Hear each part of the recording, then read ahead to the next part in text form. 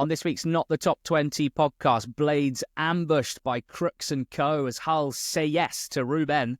It was Dean gonna get ya in West Brom's Pompey romp, while Norwich marched past Swans' Sargent at the double. On a windy weekend, they say any port in a storm, but only Stockport stormed to victory in the top 6 of League One. Lincoln had the privilege of pumping Posh, who seemed completely out of touch with reality. Wigan, solid rather than liquid, beating Gas. Barrow, fly on the wings of wing. And in the amended words of Alan Partridge, this is great bantams. It really is. Bradford unceremoniously unsaddle the team that last week we said had solved football. Let's hope we're a little smarter this week on the Not the Top 20 podcast. I'm Ali Maxwell, he's George Elek. We're going to start the Championship section on Friday night. Sheffield United 0, Hull City 3. And I think it's time, like we did last season with Martí Cifuentes and Danny Röhl, potentially to start debuting Ruben say yes. George, this was a statement victory for Hull City. Let's start with them. A massive win. To go to a Sheffield United side that rarely concede a goal, let alone drop points at home, and to beat them in the way that they did, taking the lead early, like weathering a storm is wrong. They had to go through some difficult moments, but did so relatively comfortably before easing themselves clear late on in the game. It was such a good performance. I think the way that individual players have come into this Hull side and immediately had an impact is so impressive. Matt Crooks with a sensational strike to open the scoring. The goal reminded me of, do you remember back in the day when we used to actually train to play football, and there was that routine that you would do where someone would knock it into the coach with their back to goal and he'd lay it off to you and he'd hit it home.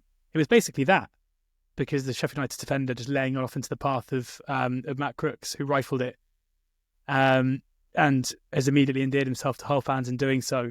A really smart pickup, I would say, and someone who has straight away shown the qualities that we saw previously, especially at Middlesbrough, where he does score a lot of goals and various different kinds of goals as well. And Joe Gelhardt, who has come into Hull off the back of a difficult loan spell at Sunderland last season, who's really struggled to make an impact at Leeds, has seen Matteo Joseph go ahead of him in the pecking order, and has come in and scored a brilliant goal on debut for Hull a week or so ago, and then looked really, really lively here. It's what we say about Ruben Sellers the whole time. These players seem to come into I've come under his wing, and it doesn't take very long for them to immediately improve. And maybe it's no surprise then that at the time of recording, it's being widely reported that Louis Barry is set to go to Hull on loan, which seems like a really wise decision from Aston Villa to send him somewhere where he's got a track record of getting underperforming young players playing well. So what's he going to do with a guy who's been lighting up in League One for the last 6 months? Well, maybe it'll go the other way. Yeah, he'll lose his touch. So, yeah, really impressed by them. And can I just bring up something from your interview with the Hull City head coach, Ruben Sayas, which really, really sprang to mind watching this game. And he credited his assistant manager, I should say, with this theory, if you like, or just tactical approach, tactical target. And he was talking about playing at Leeds, where, of course, they had just drawn 3-3, and how you approach games like that when you, within yourselves, want to be an attacking team, but you know that going away to Leeds, or in this case, away to Bramall Lane, you are not going to be the match's dominant force. It is highly unlikely, and if you try and play like that, well, that might be a little naive, and you might get picked off. So he said that one of their things is fighting for the 10%.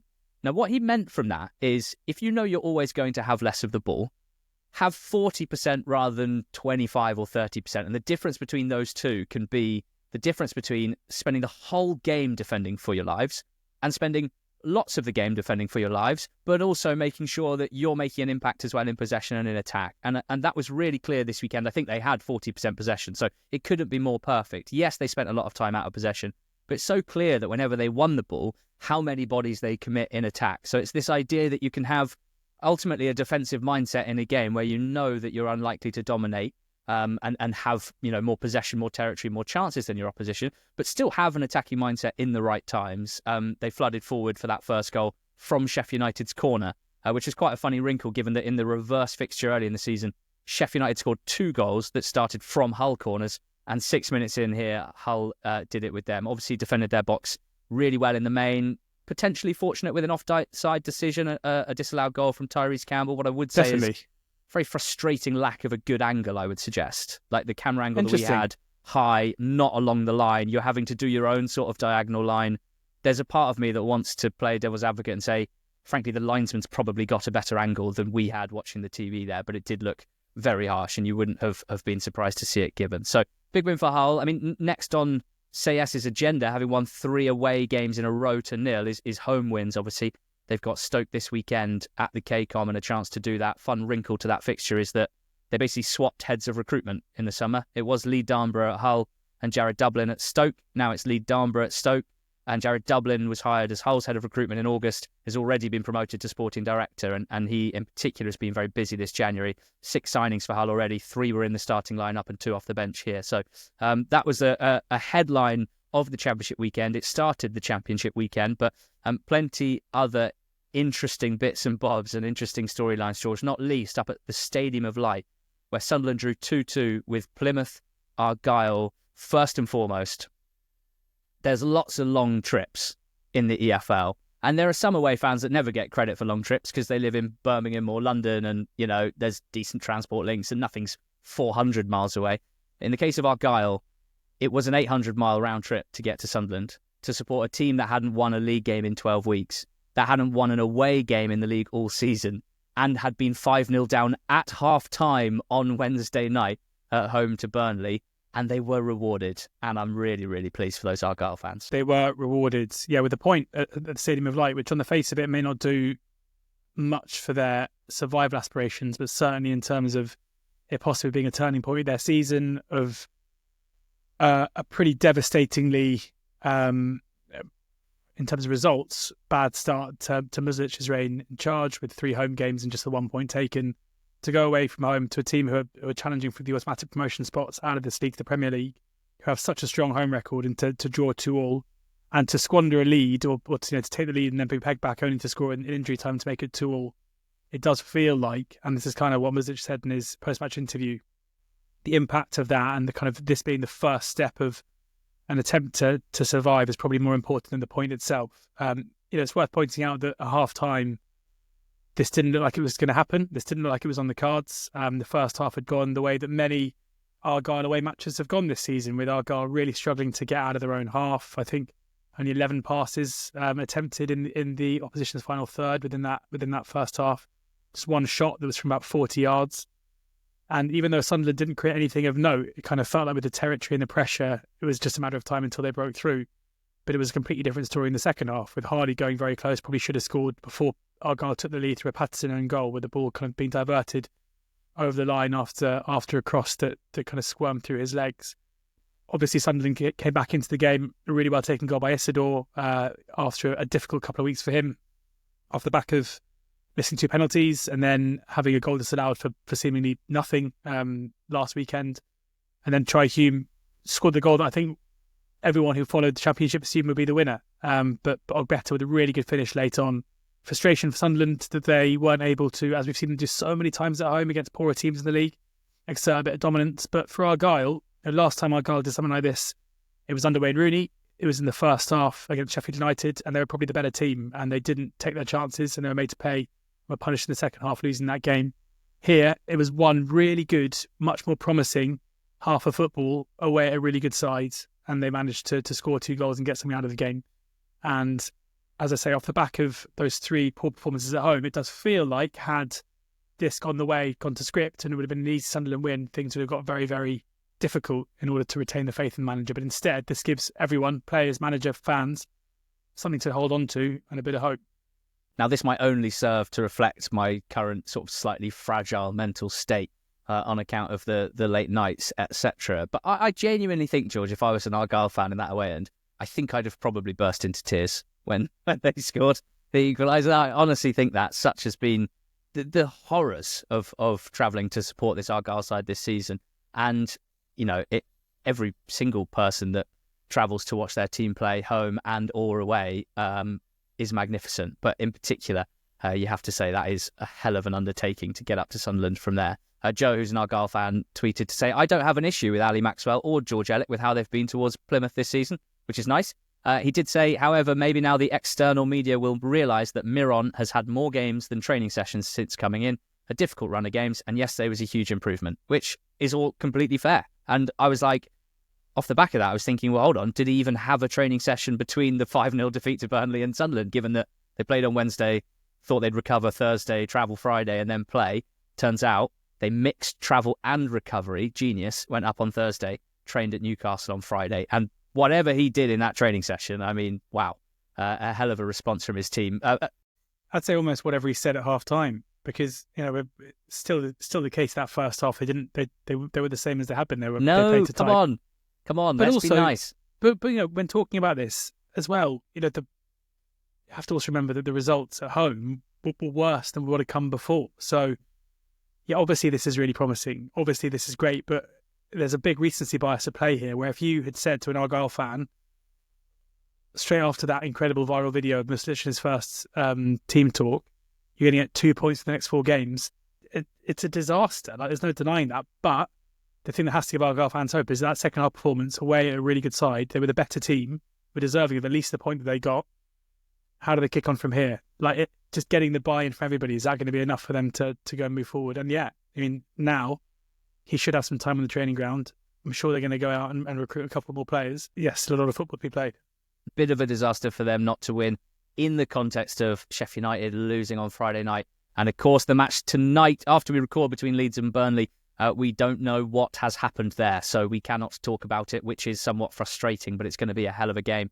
You and I have chatted about it quite a lot over the last 48 hours ago on various WhatsApp groups. And I think it's fair to say both of us are second guessing pretty much everything that might happen tonight. And we are going to cover the Leeds-Burnley game on Under the Lights this week, which is our podcast which covers midweek EFL games in a similar vein to the Monday pod with Matt Watts over on NTT20.com. That podcast, which will also cover a full slate in League One and League Two, is for paid subscribers only. So NTT20.com, paid subscription, you get your extra pods, you get every single done deal that's completed in the transfer window written up, and then you get so much other good stuff as well if you want to sign up today ahead of Under the Lights dropping on Wednesday. 2 5-1 wins in the Championship. Norwich 5, Swansea 1, West Brom 5, Portsmouth 1. I'll take Norwich here. It's the 5th time this season that Norwich have scored 4 or more goals at Carrow Road, which is pretty remarkable when you consider that no other team has done that more than twice at home this season. None of the top 4 who are pulling clear. Norwich have done it 5 times, and to be fair, the scoreline probably not that reflective of the overall game. I think in the first 40 minutes, there's probably an argument that Swansea were the better side before Norwich took the lead. But I think the scoreline absolutely reflective of both Swansea's flimsy backbone and kind of weak constitution at the moment on the pitch, and Norwich's penchant for just smelling blood and feasting when the time is right. Between the 41st minute and full time, Swansea just folded like IKEA furniture, and with Sargent back and looking very sharp in front of goal, probably sharper than he was before his injury. 2 really nice finishes for 17 goals in his last 19 home appearances in the Championship. The 3rd and 4th and 5th goals were just horrendous from a Swansea point of view. But from a Norwich perspective, the youngster Schwartau sparkled in a box-to-box number 8 role, which I think some people see as his kind of ultimate position. He's played a bit of everywhere this season. For Norwich, they seem to think they've got a serious young talent, and you can see that in the fact that he's playing all sorts of different positions, just getting him minutes to help him develop. For an idea of how young Schwartau is, 8 months younger than Jobe Bellingham. And he's apart from Chris Rigg, he's the 2nd youngest player to have played over 1,000 minutes in the Championship this season. So lots to be excited about for Norwich after a couple of defeats against top teams. Cordoba's back fit here. Slimane and Nunez are a couple of games off. Sainz, just 2 games left on his ban. Jurasek as well. New signing will be available in February. So some things to look forward to for Norwich. They're in that chasing playoff pack, aren't they? For the travelling Swans, or the migrating Swans, I guess, it's another disaster. 3-0 defeat at Cardiff, 4-0 defeat at Portsmouth, 5-1 here now. They lost at Sheff United at home. They drew with West Brom. That's their last 5, just the 1 point. And I think it's fair to say that Luke Williams probably needs some results in his next 2 or 3 games, or they might be looking to make a change. Reports that Matt Grimes is on his way to Coventry City is unlikely to do much for the mood at that club. George, how about West Brom 5, Portsmouth 1? Well, this was all about the return of the Mogger. Tony Mowbray's return to the Hawthorns, a very emotional day, I would say. Obviously, he managed Baggies at Middlesbrough and the 2-0 defeat, another one of his former clubs. But this was a homecoming, and unlike the defeat at Borough, this was a result that really marked the special occasion with a 5-1 win. With Pompey, their away form is they're one of these teams like Argyle, like Luton, who just cannot seemingly compete in championship games away from home. Coming into this game, their away record since the beginning of December is 4-0 defeat at Derby, 2-1 defeat at Watford, a 3-0 defeat at Bristol City, 1-0 at Sunderland, 3-0 at Blackburn, 5-1 this one away at West Brom, only scoring their second goal in those 6 away games, but conceding 4-2, 3-1, 3 and 5. Like, it is absolutely horrific. And it feels like with his team selection, especially off the back of a pretty good performance and win at home against Stoke in midweek, Mourinho seems to realise that something is up, and he made loads of changes. And the team itself looked, to the naked eye, visibly weaker. Josh Murphy taken out, Callum Lang taken out, Freddie Potts taken out of the side, Jordan Williams taken out of the side. Players that I would say, if I was to kind of do a list of Pompey's best players this season, would be right up towards the top of the list. But in fairness to Mourinho and to them, because often the scoreline can kind of cloud your judgment, in the first 20 minutes or so, Pompey were pretty good. They took the game to West Brom, and it didn't really feel like the goal was coming. And it was just Schmidt in goal for Pompey, who certainly with the first 2 goals had an absolute howler. Not saving Mowatt's shot from range, and then again from Diangana, 2 shots which should have done far, far better, and realistically let his teammates down. And when you go behind in a game and you're devoid of confidence away from home, it's not surprising that then West Brom were able to turn the screw. Great to see Jed Wallace. Yes, we may be a bit biased, but seeing Jed starting championship games and scoring a really well-taken goal, there's no reason at all why he can't still be a big player for Baggies going forward. And you feel like playing for someone like Mowbray, he might thrive compared to maybe someone who demands a bit more control in Carlos Corberán, who was last seen getting beaten by 7-1 by Barcelona last night. But yeah, West Brom dominated the game. They were relatively open defensively, especially in the second half where Pompey were able to create a fair bit. But it was possession-based, high-intensity, attacking football, and that's what we love to see from Tony Mowbray. And seeing him back on the touchline, seeing him get a huge ovation from the Hawthorns faithful, it's just stuff you love to see. And I'm delighted, albeit not great for Pompey, that his homecoming was marked, or his return to at least to West Brom was marked with a resounding win. Some of his quotes after the game about Grady Diangana made me just wish, maybe more than ever, that Tony Mowbray was my uncle and that I could have an hour a week just chatting to him. He said, I had my one-on-one with Grady this week. Didn't realise how intelligent he was, how articulate he was. He speaks 4 or 5 languages. He wants to get better in training every day. He wants a coach to test him. It's so refreshing to listen to him talk. He's always been a player when I came with Blackburn or Sunderland. He was always the danger. We always had to stop him. He can dance on the ball, look away passes, slip strikers in. He can score himself. He said he's written a few things down that I talked about, like the inner child. You have to find the inner child and let it come out and express your talent. I think he wants to play and be involved. It's amazing how strong he is, let alone how talented he is on the left side. I'm really happy that he's here, and I hope our discussions inspire him to want to stay here and help this team get to the Premier League. What I love about that is there are so many managers, where on a list of qualities, he does no-look passes would not feature. If anything, it would be something they would list as reasons why they didn't want a player to play or why they didn't like a player. And the fact that Mowbray comes out with that as one of his, Diangana with 2 goals and 2 assists here. He's only on the pitch for just over an hour. Like he's someone who we know should be able to impact games more consistently and more regularly at this level. And I'm sure he's going to thrive under Mowbray. There's also for sure managers who, because they don't want to gas someone up and put their head above the parapet. They want it to be a team game, and they're worried about praising players too much, for whatever reason. There are loads of managers that would go like, Grady's done well today, but he's only part of a team, and I would like to see him work a little bit harder off the ball. Not Tony Mowbray. Some big away wins as well to talk about, George, not least Luton 0, Millwall 1. Both of these teams went into the game in poor form, but Millwall winning this one, a sparkling winner as well from their young Serb. Yeah, problem is at Luton still. Another game where they've really struggled to create anything of note, especially from open play. Still a team who cause issues from set pieces, as you'd expect. I do watching them now, it feels like because under Rob Edwards, they attacked in such a specific way, with it all being so focused with getting the ball out wide and getting balls into the box. So they've kind of almost forgotten how to just general kind of build-up play in terms of building attacks. It's still, anything they do create is generally by creating chaos within the box. I'm not necessarily sure that's what by design from the new manager. But yeah, Millwall certainly here deserving winners. They missed a penalty. Aaron Connolly came off the bench relatively early on due to an injury to Scanlon, and he was really lively, tested Kaminsky early. It was a poor penalty, but he was fouled. And then the second half, as you say, Ivanovic with a really well-taken goal, brilliant touch, and a strike of the bouncing ball across the keeper into the far left corner. And it was what they deserved. It's Alex Neil's first win. I'm sure Matt Bloomfield will look at Alex Neil's start to his tenure and see that, again, it's quite a clunky transition in terms of style. It's taken them time. They lost a couple of games at home where fans wouldn't have expected them to. There are similarities to be made. And obviously, it's still very early days for Bloomfield, but in a similar way to the conversation around Muslic and Argyle, it's almost impossibly bad in terms of points return so far for them.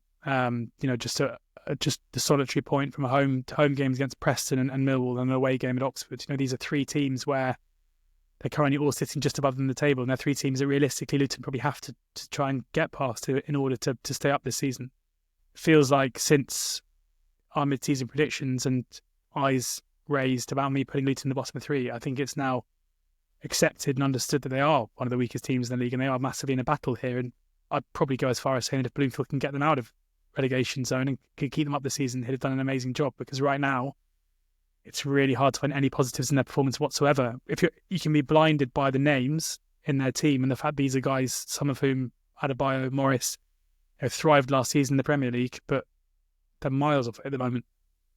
Sheffield Wednesday have now won more away games than they have home games this season. 6 wins away from home in 14, 5 in 15 at home. They beat QPR 2-0 on Saturday, and these two teams have been kind of tough to separate basically since both starting last season horrendously, appointing wonderful managers, and they even headed into this game level on points. So they have been kind of each other's North Star, I would suggest, and it was a very tight game, very difficult to separate them on the pitch as well for an hour or so. Both teams with a few little bits and bobs, but it was a relatively low margin affair, and the deadlock was broken by a goal that I think is just beautiful in quite a sort of unusual, not classically sexy way. It's Barry Bannon picking the ball up on the left side near the touchline, sort of wedging a straight, well, not straight, but it wasn't a curled deep cross. It was a diagonal straight ball over the head of the defender and onto Michael Smith's head. But for him to flick with the back of his head, first time, a ball that had been basically chipped into him from the left side, from over his left shoulder, for him to head it behind him in off the far post was, you talk about technical quality and screamers or beautiful curlers or Raboners and all stuff like that. This was like the most purest form of headed technical ability. And why shouldn't a header be something where you can have technique and therefore technical ability? It was absolutely sensational, and it unlocked the game for Wednesday. They needed that to win this match. The second goal was lovely too. More of a quick transition, this one. Patterson, the ball's played out to him. He's kind of the extra man on the right side, QPR having committed bodies forward. You think he'll take a touch into the path of his right foot for a right-footed shot, right side of the box across the keeper. Instead, he sort of looks like he's going to do that. Parle is coming across to try and stop that, and he just manipulates it inside instead onto his left foot with his first touch, and then strokes it into the far corner. It was absolutely brilliant piece of technical ability from Patterson as well, which is great stuff. So 2 bits of quality, somewhat unexpected in a sense from both players. Smith obviously very good in the air, but that really was sensational, and that's what wins a tight game. So great weekend for Sheff United. A good week in the sense that Shea Charles is staying at Sheffield Wednesday. That was all a bit of a false alarm, bit of a red herring. They got that deal done in the end to extend, and that's huge for them. Then we had 4 2-1s, George. A Cardiff derby was quite big towards the bottom of the table. I dare say the fortunes of these two teams has completely flipped, basically, in the last month. Yes. Omaritsa has really, having undergone that really good run of form to start with, and then go through a difficult period probably feared the worst. It kind of felt to me like it was going to be the latest episode of you've appointed a caretaker after a bit of variance and you're going to get punished for it. But the form recently has been really strong. And to come here, at home to a Derby side really out of form. Again, this is the kind of game we were just talking about with Luton. Like, this is Cardiff looking up at a team who are above them, who are on their way down and thinking we need to reel them in, and doing so successfully. The first goal from Robinson continues his really good form, scoring the goal on the rebound. Al-Ghazi with a quality finish to make it 2-0. Salverson, the new player from Derby, seems a massive shame that they've bought him off Viking, because he looks like a Viking, was playing for Viking, which I quite enjoyed, but now he's a Derby player. And he, the really well taken header to get his first goal for the club, but he had a big opportunity to make it 2-2, which he couldn't take, which would have been significant. I mean, I fear for Derby now, because they feel to me like this side who are either currently playing badly and losing, or playing okay and losing. There have been multiple games in the last month or so where they've been all right. They played pretty well when they hosted Leeds and lost that game 1-0. They played pretty well when they hosted Sunderland, lost the game 1-0. Against better teams, they're putting good performances but not being able to get over the line. They were pretty good when they were beaten in the last minute by Sheffield Wednesday fairly recently too. I know the fan base is starting to turn on Paul Warne hard at the moment to see them do anything but spiral, because when you're putting in okay performances and you're getting your rewards, often it's hard to maintain that. And to go away to Cardiff, and this feels probably like the turning point in terms of their season, where it's always felt like they're just about out of it, and then this defeat here is difficult. But for Cardiff, they've beaten their rival Swansea previously, with a draw against Millwall in between, where they scored very, very late and came back from 2-0 down. They haven't been beaten since the 3-2 defeat at Oxford, which was a fair while ago. So Reeds are doing a really, really good job at steering Cardiff away from that drop zone. Preston beat Borough 2-1. Now, the winning goal here from Reece is one of the funniest I've seen all season, to be quite honest with you. So much so I'm going to do something I don't think I've ever done before. I'm actually going to watch the goal as I talk about it on the pod, because Lou Gayling and Vandenberg sort of both stoop to head this bouncing ball, and they just catch each other on each other's forehead, and they run into each other like they're FIFA players being operated by kids, and they just kind of stun each other, and they both bend down holding their heads, but they both stay upright rather than hit the deck, so play doesn't get stopped. Ayling then has the ball at his feet all of a sudden and he's so stunned he doesn't really know what to do with it, and gives it away through to Frockier. Reece just picks it up, smashes it in, and Preston win this game 2-1. It's confusion reigning in the Borough back line. It's incredibly funny, and you do think, like, if one or both of them had just hit the deck, because their heads hurt a lot and clashes of heads aren't inherently funny, and can be quite worrying, would this play have stopped even though the ball was inside the box? I'd have loved to have seen how. I'd have loved to see a Deepdale react if both of them had just hit the deck. The silly thing about it, if one of them had just fallen over, then game stopped, head injury. A couple of lovely goals as well as a comedy goal. Thordarson putting Preston ahead, latching onto a ball into the channel, carrying it, cutting inside, smashing in. Bergsall kind of did similar from the other side. Great ball in behind, turned in by Doak, and there was Bergsall to cut inside a couple of defenders and then slot home. But after that winner from Preston, although you'd say Borough probably were in the ascendancy, as they often are in games, they only had one shot after that. They still had about 15 minutes or so, so it really did, again, just cut them off at the knees. So disappointing for them. Great week for Preston. And I note that since the start of October, they are 9th in that table in that time, which is about 22 games worth. The underlying numbers in that time, pretty similar, 9th, 10th in the league. So really impressive, sturdy performance level and results under Paul Heckingbottom. Really, really impressive in that time. Only Leeds, Burnley and Sunderland have lost fewer games than them. So lots of draws in there for sure, which might be quite boring for fans. It might be quite bad for coverage on the Monday pod, but I don't really see that as a negative either. The fact that they are so competitive and, compared to the teams down at the bottom, so able to avoid defeat is really impressive for them. As for Borough, obviously some quite eye-catching additions. Ryan Giles is back at the club. Morgan Whittaker's been signed for 5-6 mil. Really interesting signings. I mean, as of right now, they're buying both players at the lowest ebb probably that I've seen them in the last couple of years. Giles' performances at Hull have been genuinely very, very poor, I'm afraid. And not just defensively, where he gets a lot of stick, but also looking really low on confidence on the ball. Obviously, Whittaker at Argyle, I said what I said at the start of the pod last week. I really think that this season, Not last season where he sparkled and scored loads of goals from range and looked really happy under Steven Schumacher. This season, that he has not had a positive impact on Argyle whatsoever. Has really struggled to get the ball in good positions. Isn't a great dribbler, to be honest. Doesn't really carry the ball deep into the opposition penalty box and get himself into better shot locations. Tends to just take the shot at the first possible opportunity. Clearly is good at shooting from range, but not to an extent where you want all of your attacks to stop and end with a Morgan Whittaker long shot. And is clearly very low on confidence as well and hasn't been offering a huge amount out of possession. So really interesting for Borough. We have seen both of these players sparkle at this level. Giles with Borough last time he was there, Whittaker last season with Plymouth Argyle. I'm just really interested to see how much confidence they can get early and how much better they might look in better situations. I'm also quite excited to see Ben Doak, who will presumably now play off the left when Whittaker plays off the right. And given that Doak is actually naturally right-footed, which I only found out last week because his left foot is so good, I never realised.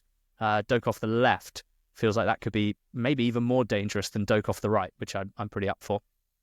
Tell me about Coventry 2, Watford 1, please. 3 wins in a row for Cov.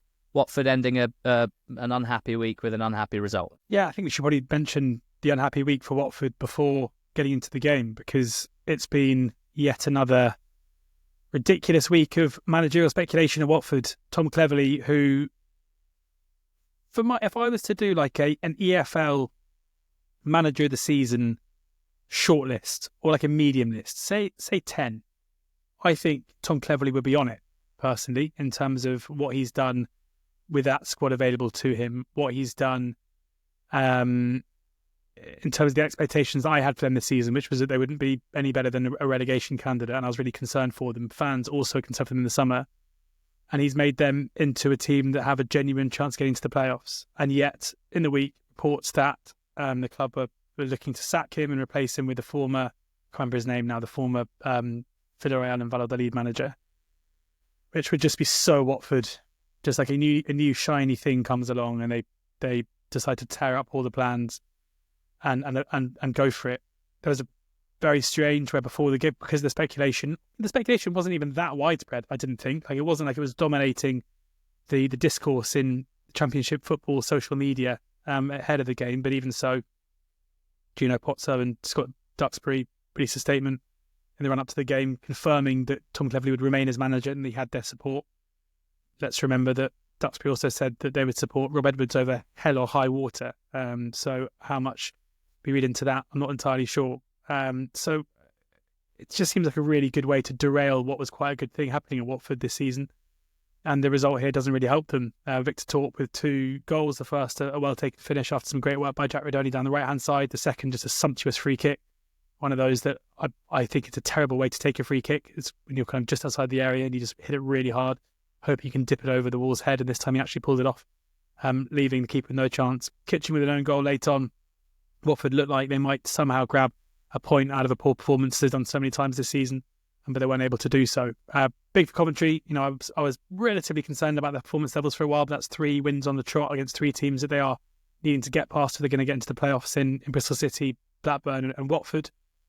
For Watford, I guess let's just wait and see what happens next, because given, regardless of the statement, pretty surprised, wouldn't you, if Tom Cleverley's still a manager in, say, a month?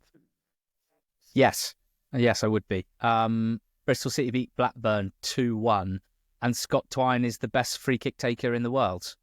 I think that is, at this point, pretty difficult to argue against. Now, James Ward-Prowse is kind of the big whale here, isn't he? But Ward-Prowse hasn't scored one for a while, and partly because he doesn't play much football anymore.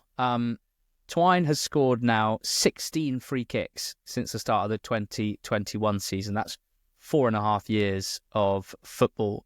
Ward-Prowse has scored 13 in that time, 3 fewer than Twine. Lionel Messi has scored 8, half of the amount of Scott Twine, in more league minutes than Scott Twine. I delved deeper than anyone's ever gone before and tried to work out Twine's conversion rate as well. And it's pretty incredible. If you take the fact that he has scored free kicks for 6 different teams in the EFL, from Newport to Swindon to MK, 6 in one season for MK Dons. Burnley, where he scored 2 free kicks from just 8 attempts. Hull, where it was 1 in 20, and now Bristol City, 3 free kick goals in 18 in the league. That's not including the one that he scored against Wolves in the Cup the other day. In the league, he has scored 15 direct free kicks from 156 shots. That is 9.6% conversion rate, so about 1 in 10 in his career so far. Absurd for a free kick conversion rate. I can't imagine there'll be anyone better than that. In the Championship, weirdly, even if the goalkeepers are better than in League One and League Two, it's got better. He has scored 6 in 46 attempts in the Championship. That's a 13% conversion rate. 1 every 7.5 free kicks from Scott Twine goes in. So the one that he scored on the weekend did get the feeling that Ainsley Pears might have got a slightly stronger hand to it, but there's just some wizardry that Twine puts on the ball.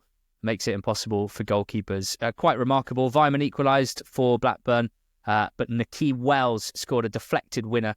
Big win for Bristol City. They're now 8th and just 1 point behind Blackburn, who finally drop out the top 6. I say finally because their form is ugly as sin right now. I think it's another example of Blackburn not playing that badly, not exactly getting dominated or battered, but losing the game. And that is the other side of the coin when you're a team that mostly in their wins, we have to say, we're also edging tight ones to an extent as well. So great win for Bristol City. And Stoke 0, Oxford 0 was a match that happened. We've got transfer coverage over on NTT20.com. Every single completed transfer, some big ones at the moment in the Championship, but also in League One and League Two. We write them up. We post them in bulletins on Tuesdays and Fridays. We've got big plans for the deadline day arena as well. Join us on NTT20.com for the best EFL transfer coverage around.